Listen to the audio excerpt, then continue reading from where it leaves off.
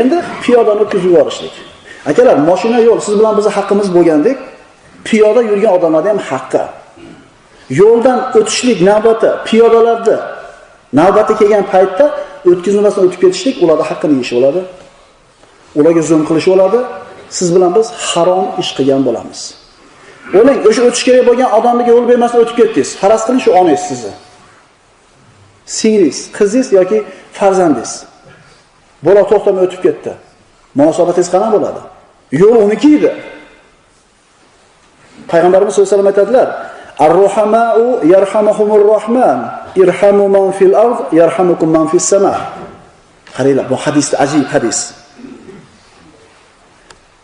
Rahmdil kishilarga Rahmon rahim qiladi.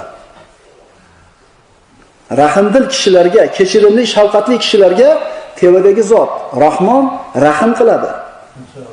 Yerdagilarga rahim qilinglar deyapti payg'ambarimiz. Osmondagi zot sizlarga rahim qilsin deydi. Tushunarli bo'ldimi? Bizga agar rahmat, shafqat bo'lmayotgan bo'lsa, bilingki biz ham kimgadir qilmayapmiz ekan. Ajib narsada inson nimani infoq qilsa, shu narsa unga beriladi. Pulini bersa, Alloh pul beradi. Vaqtini sarf qilsa, Alloh rozi bo'ladigan yo'lga Alloh taolo vaqt beradi. Umrini sarf qilsa, Alloh taolo umriga baraka beradi. Odamlarga rahim qilaylik, haydovchilar. Zulm qilib qo'ymaylik.